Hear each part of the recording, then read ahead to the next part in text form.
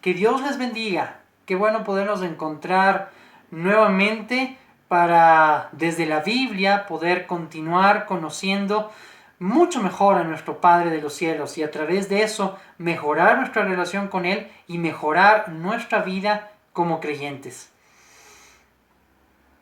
Piensa en esta frase: cielo o infierno, ¿qué importa? Esto decía Charles Baudelaire, un poeta francés del siglo XIX, en su libro Las flores del mal. Y muchas veces los seres humanos parece que vivimos de la misma manera. No nos importa si el cielo o el infierno. Y a través de esta manera de vivir podemos realmente reflejar un importismo acerca de cuál es nuestro propósito verdadero en la vida. Quise topar esta frase porque el estudio del día de hoy se trata acerca del infierno. No se asusten. Nada más misterioso y muchas veces censurado en la iglesia o en las enseñanzas dentro de la iglesia es el infierno. Y muy posiblemente porque a lo largo de la historia este tema ha servido para manipular el comportamiento de la iglesia precisamente. O se nos ha enseñado de una forma errónea que lo que ha provocado, en lugar de esperanza, es temor. Y usted me puede decir, bueno, ¿qué clase de esperanza puedo encontrar cuando estudio o cuando analizo o cuando profundizo acerca de lo que es el infierno? Y yo estoy seguro que si usted se queda conmigo durante toda esta sesión, al final usted va a poder reconocer que hay una esperanza al hablar del infierno. Si es que nosotros como creyentes no vemos a la Biblia como un objeto de esperanza en todos los temas que se pueden descubrir en la palabra de Dios, entonces no estamos viendo realmente uno de los propósitos más importantes que tiene Dios. La esperanza está reflejada a lo largo de toda la Escritura. Desde el Génesis hasta el Apocalipsis está implícita la esperanza que Dios quiere que cada uno de nosotros pueda reconocer. Así que vamos a iniciar con este tema con algo en mente. Quisiera que por este tiempo, por este momento, usted deconstruya completamente todo lo que usted ha entendido o le han enseñado o se imagina acerca del infierno. Y veamos qué es lo que nos dice la Biblia. Pero para poderlo entender mejor necesitamos hacer como que somos una tabla lisa en nuestra mente. No tenemos ningún conocimiento. Haga de cuenta de que usted no conoce nada acerca del infierno, que no se imagina nada acerca de él, y todo lo que vamos a ver a la luz de lo que dice la Biblia va a poder edificar su vida. Y como decía al principio, uno de mis objetivos del día de hoy es que al terminar este estudio podamos reconocer y divisar la esperanza que nosotros tenemos a través de estudiar y profundizar acerca del infierno. Primero, ¿qué es el infierno? Bíblicamente, el infierno es la morada final de Satanás, de sus ángeles y de todos aquellos que mueran sin confiar en Jesucristo como su Salvador. Voy a decirlo nuevamente. Bíblicamente, el infierno es la morada final de Satanás, sus ángeles y todas aquellas personas que mueran sin confiar en Jesucristo como su Salvador. La palabra clave o el término clave aquí es final. Morada final. Y eso quiero que usted lo mantenga y lo tenga en cuenta porque vamos a topar esta palabra a lo largo de todo este estudio. En el Evangelio de Mateo, en el capítulo 10, versículo 8, después de que Jesucristo había hecho el llamado a los 12 discípulos que iban a convertirse en su grupo más íntimo, en sus apóstoles, empieza a darles una serie de advertencias, a conversar con ellos. Cuando ellos fueron llamados, iban a tener la responsabilidad de cumplir una función muy específica y muy desafiante también. Y Jesucristo les habla acerca de que ellos van a tener momentos muy críticos en su vida, van a sufrir persecuciones, la gente les va a traicionar, sus familias les van a dar la espalda, van a ser entregados, van a ser encarcelados, incluso van a ser asesinados por causa de su nombre. Y mire cómo esto funciona. Muchas veces nosotros vemos a nuestra condición de creyentes como una condición de privilegio, que sí lo tiene en cierta medida, pero lo vemos como un estatus de, ok, lo he obtenido todo, soy salvo, tengo la vida eterna, entonces ahora sí me dedico a vivir una vida cómoda. Una vida de alguna manera con una actitud conformista. Pero Cristo, en lugar de darles ánimos, muchos discípulos deben haberse sentido privilegiados y decir, wow, Cristo me está llamando a mí específicamente, porque recordemos que Mateo 10 nos habla de que Cristo les llamó a cada uno por su nombre. Y algunos deben haberse sentido, como digo, muy privilegiados y decir, gracias, esto es un privilegio en mi vida. Y posiblemente otros dijeron, miren, a mí me llamaron, a ustedes no. No vamos a elucubrar en ese contexto, pero sin embargo, en lugar de que ellos se toparan con el, bueno, ok, ahora son ustedes mis discípulos, van a tener ustedes una vida de privilegio en frente al resto, porque han sido llamados directamente por mí y tienen una condición especial. En lugar de eso, Cristo les dice, ¿saben qué? Ustedes van a posiblemente tener la peor de las condiciones que un ser humano puede imaginarse. Y en el versículo 28, Cristo lo que les dice es, pero tranquilos, porque su cuerpo puede morir.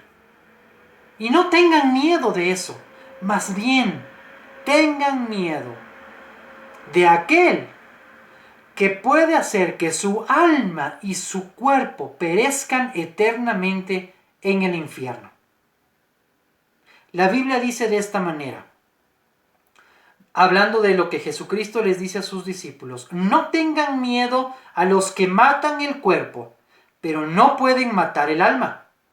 Tengan más bien al que puede hacer perecer el alma y el cuerpo en el infierno. Mateo 10:28. En este pasaje, Jesucristo utiliza una palabra que viene de el griego y que es geena. Y esta palabra geena se deriva de Ge-Hinnom o valle de Hinnom.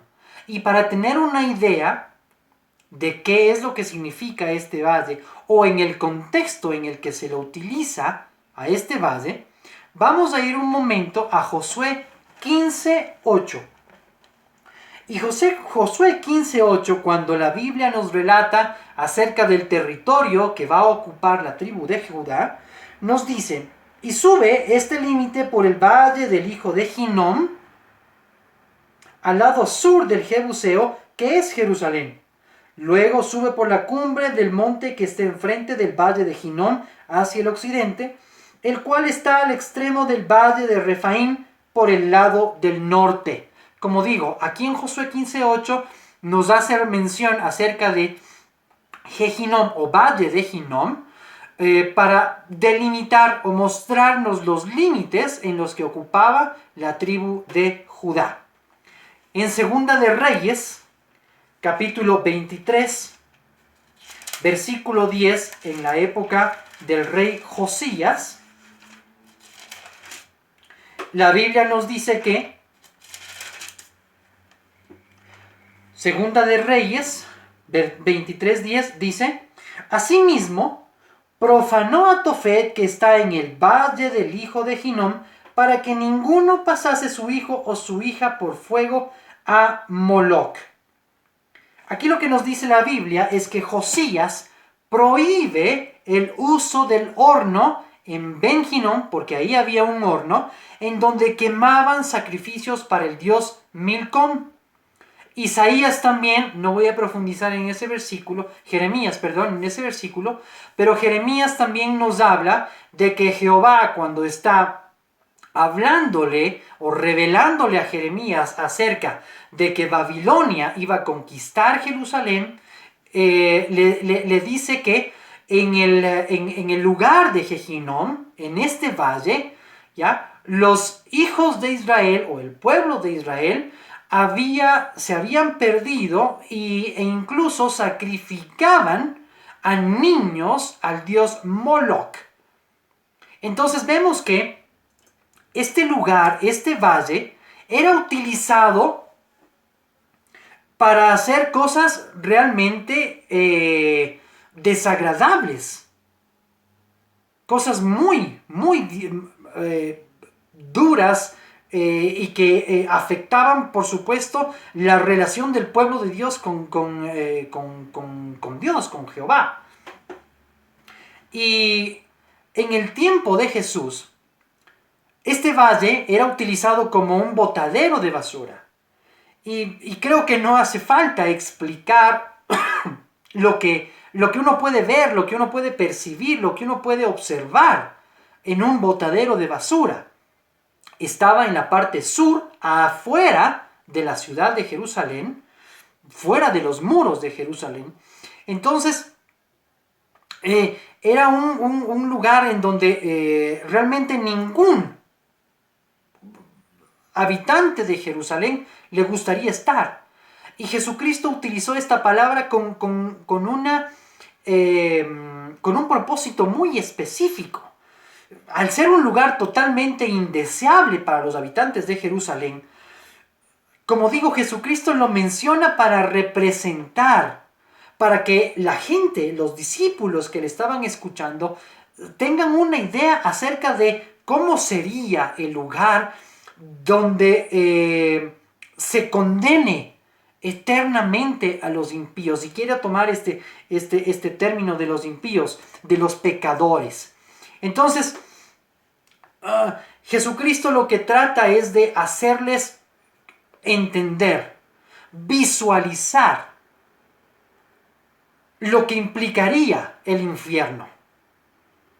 Y por supuesto, como les decía, a cualquier habitante de Jerusalén, esta idea solamente de imaginarse era algo totalmente terrible, inimaginable, indeseable. Otra traducción de la palabra Gehenna es Hades. Y siendo no un destino final, los traductores utilizan Hades como un lugar de tormento y agonía temporal.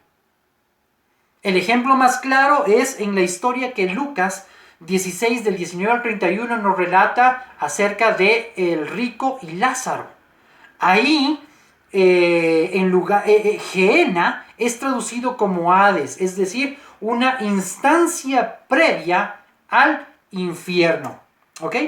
Apocalipsis 20, 14, 15. Vamos a ir a este versículo. En Apocalipsis 20, versículos 14 y 15. Y la Biblia dice: y la muerte y el Hades, recuerden lo que les acabo de decir acerca del Hades, es este lugar de tormento, ¿no es cierto?, de agonía temporal. Y Juan, en el Apocalipsis, versículo 20, capítulo 14 y 15, dice: y la muerte y el Hades fueron lanzados al lago de fuego.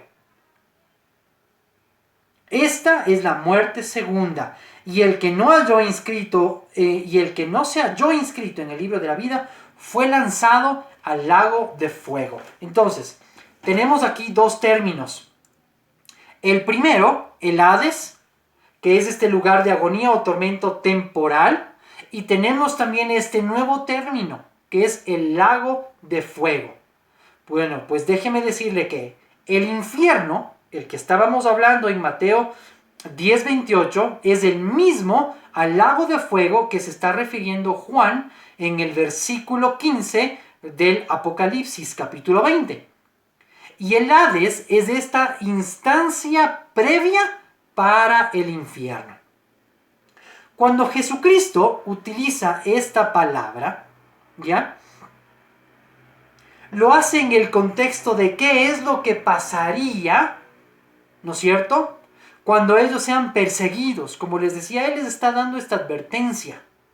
Y les dice que van a ser perseguidos, que van a ser castigados, que van a ser injustamente tratados a consecuencia de ser sus seguidores.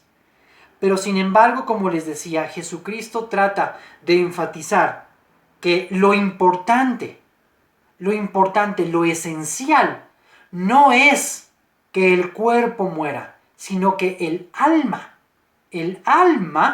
no sea llevada eternamente al infierno. ¿Ok? Entonces, tenemos clara la primera idea. El infierno, como les decía en el concepto, y tengan clara esta palabra, es la morada final. Es un destino final. ¿Ok? Vivir opuestamente, es decir, cuidar nuestro cuerpo más que nuestra alma, eso es lo que puede producir que realmente nos deje a merced de Satanás y su morada, que es el infierno. Por eso Cristo les dice, no teman acerca de los que matan al cuerpo, pero no pueden hacer nada contra el alma. Pero sí teman al que puede hacer que tanto el alma como el cuerpo perezcan en el infierno. ¿Ok?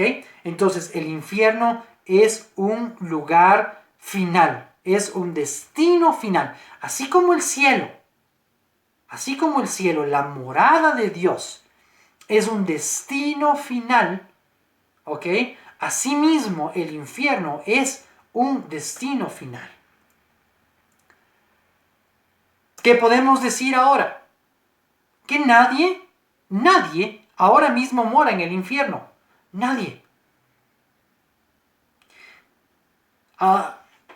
Seguramente podríamos preguntarnos entonces, a ver, ¿cómo es esto de que teniendo un Dios que es amoroso, que es misericordioso, que es bueno, puede permitir que una persona que Él ha creado sea condenado al infierno?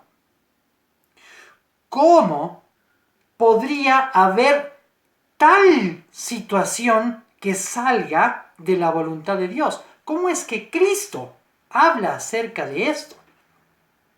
En primer lugar, el destino eterno, y esto es algo que tenemos que tener claro, estos 3 puntos que voy a mencionar, son 3 puntos que debemos tener muy, muy claros, porque malinterpretando, pues efectivamente podríamos cuestionar el amor de Dios, podríamos cuestionar el propósito mismo que Dios tuvo a través de Jesucristo.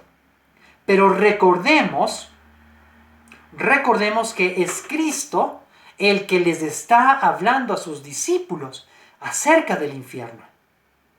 ¿Ok?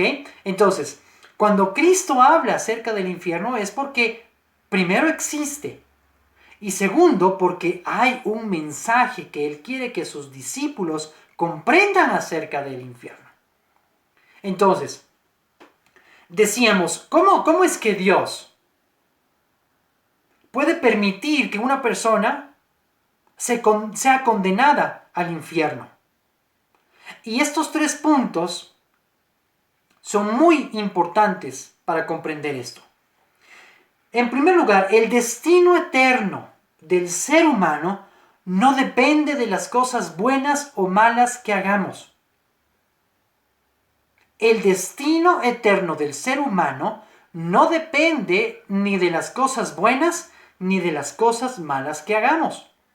Y esto nos va a llevar a Cristo. Es Cristo el que nos permite a nosotros. Recuerde en la definición de infierno que le di en el principio. Bíblicamente, el infierno es la morada final de Satanás, de sus ángeles y de todas aquellas personas que mueran sin haber aceptado a Cristo como su Salvador. Entonces, el destino eterno, tanto para salvación como para condenación, no depende de cuán buenos o cuán malos seamos. Depende únicamente de Cristo. Segundo, el infierno no es un sistema en el que un pecador le paga a Dios por su pecado. Es decir, no es algo temporal. No es algo temporal, y aquí quiero diferenciar. El Hades es un lugar que existe y en donde están las personas esperando el momento de ser juzgadas para saber cómo van a terminar eternamente en el infierno. Del Hades no hay escapatoria. La diferencia entre el Hades y el infierno, o el lago de fuego, ¿ya?, es que en el Hades uno que no ha aceptado a Jesucristo como su Salvador, una persona está allí esperando cuál va a ser el tipo de condena que va a vivir eternamente en el infierno. Así que, aquí digo, el infierno no es un sistema en el que un pecador le paga a Dios por su pecado. Uno no puede decirle a Dios o no puede pensar que el infierno es algo temporal en el sentido de que, bueno, yo, no acepté a Cristo, tuve una vida pecadora, voy a vivir unos 40, 50 años en el infierno y eso me va a permitir arrepentirme, cambiar mi condición y poder llegar a Dios. No, no existe eso, no es de esa manera. No es que Dios dice, tú serás castigado temporalmente en el infierno y luego veré si es que puedo aceptar que tú vivas eternamente conmigo en el cielo. De ninguna manera. Y en tercer lugar, Dios no ha establecido arbitrariamente el por qué alguien va allí por la eternidad. No es algo que se le ocurrió a Dios, porque de pronto dejó de ser bueno, ahora Dios es malo, es un Dios castigador. Entonces el que no obedece, el que se ha portado mal, el que no ha hecho las cosas de acuerdo a la voluntad de Dios, entonces se va castigado eternamente al infierno. No es así. No depende de cuán buenos o malos seamos para ir al infierno. No depende de cuánto nosotros queramos que Dios nos perdone llegando al infierno para poder tener una actitud de arrepentimiento y regresar a Dios. Ni tampoco Dios ha establecido de una forma arbitraria quién va y quién no va al infierno. Tenemos que entender algo. Dios es santo. Y al ser Dios santo es incompatible con una humanidad pecadora. La propia naturaleza de Dios es la que establece esas reglas acerca de quién va o quién no va al infierno. Por decirlo de otra manera, la naturaleza de Dios, el ser de Dios, es lo que le hace a una persona ser salva o ser condenada. Ambos eternamente. ¿Ok? Dios es santo. Es incompatible. Dios no puede, no compagina, no es compatible con el pecado. Y la humanidad sin Jesucristo es una humanidad impía, es una humanidad que está en pecado y Dios no puede comulgar con el pecado. ¿Ok? Las cosas son como son. No podemos negar la existencia del infierno. El infierno existe. Y el infierno es la morada final de Satanás, de los ángeles suyos y de quienes al morir no hayan aceptado a Jesucristo como su Señor y Salvador. Las cosas son como son, porque Dios es como es. Dios no puede cambiar su forma de ser. Dios no puede contradecirse en su esencia, en lo que Él es, en ninguna circunstancia. Dios es Dios y las cosas son como son. Le voy a poner un ejemplo. Vamos a hablar del fuego y vamos a decir, ¿ok?, que nosotros somos incompatibles con el fuego. ¿Cómo somos incompatibles con el fuego? Yo le invito a que usted encienda una llama y ponga su mano por 2, 3, sin no sé quién aguante más, por poco tiempo en el fuego. ¿Qué sucede?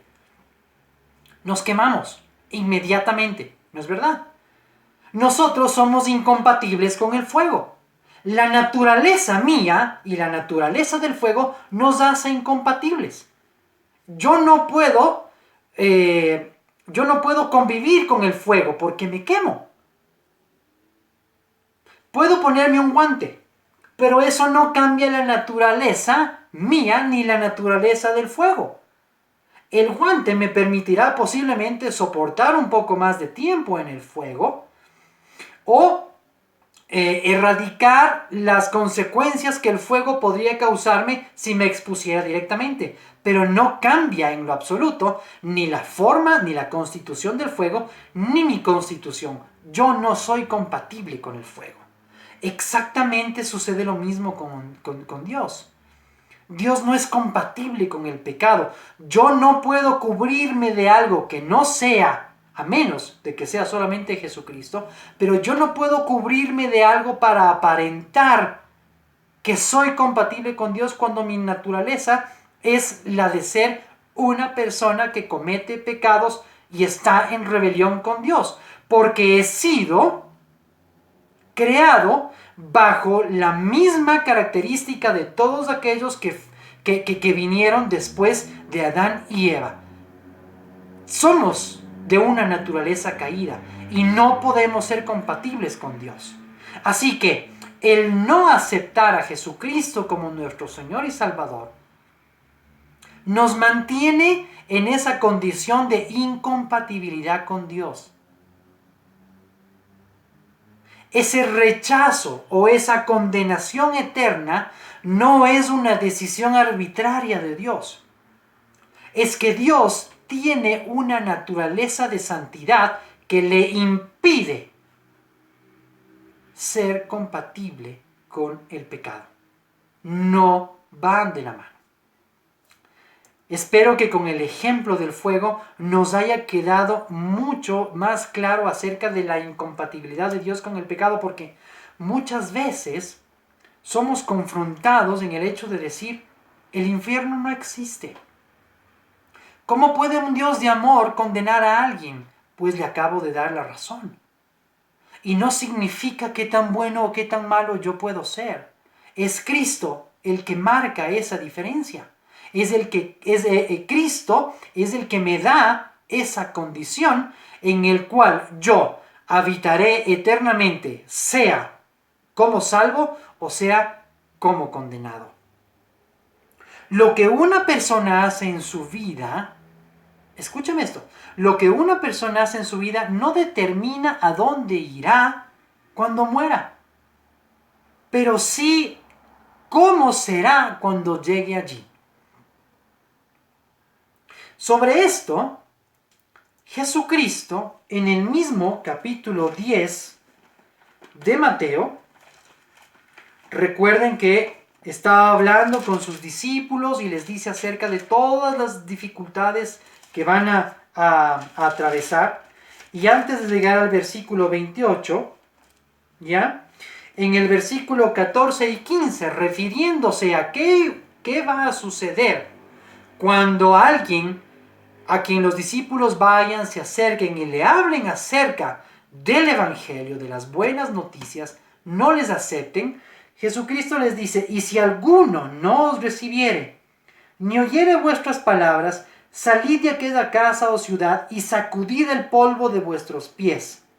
De cierto os digo que en aquel día del juicio será más tolerable el castigo para Sodoma y Gomorra que para aquella ciudad. ¿Qué quiere decir con esto? Jesús les está diciendo: si alguien les rechaza, no se preocupen, salgan, continúen, empiecen de nuevo. No dejen de perseverar ni hacer lo que les he llamado a hacer. Pero si alguien les rechaza, les digo que en el juicio a Sodoma y Gomorra no se les castigará tanto, o su condenación no será tanta, o su sentencia no será tan fuerte como la que serán para estas personas. ¿Qué quiere decir? Que llegado el tiempo, aquellos que no hayan aceptado a Jesucristo como su Señor y Salvador, tendrán también un destino dentro del infierno. Estoy seguro que, por poner algún ejemplo, estoy seguro que Hitler no va a tener la misma condenación que una persona, tal vez, no sé, un vecino suyo, que no haya aceptado a Jesucristo. ¿Entiende el punto al que voy? Le repito, lo que una persona hace en su vida no determina a dónde irá cuando muera. Es lo que decíamos. Nadie va al infierno porque ha sido bueno o ha sido malo. El destino final no está determinado por lo que hacemos como seres humanos. Pero sí, lo que hacemos como seres humanos va a determinar cómo va a ser ese destino, en este caso, de condenación eterna. El infierno existe. Si a usted le han enseñado o ha pensado que el infierno no es real, pues es real. Cristo creyó seriamente en el infierno. Si Cristo no hubiese creído seriamente en el infierno, no se hubiese sacrificado de la manera que lo hizo. No hubiese hablado a sus discípulos acerca del infierno. No hubiese hablado a sus discípulos acerca de la necesidad que existe de que creamos en Él. ¿Para qué? Para llegar nuevamente al Padre. La dureza con la que Cristo fue tratado y su disposición para haber sido castigado como fue, nos da la pauta de que Cristo creyó muy seriamente en el infierno.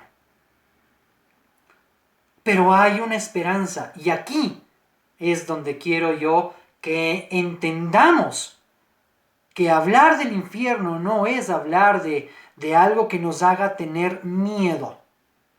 ¿Ok?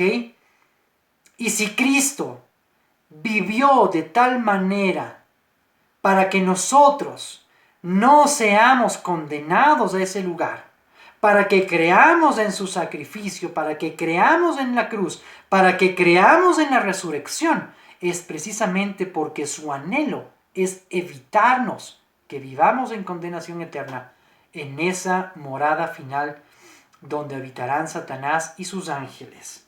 ¿Qué es lo que le quiero decir entonces? Conocer acerca del infierno no debe causarnos miedo, sino más bien producir en nosotros un rechazo a la sola idea de vivir separados de Dios por toda la eternidad. Imagínese eso. Así que cuando hablamos del infierno, hablamos de este lugar indeseable.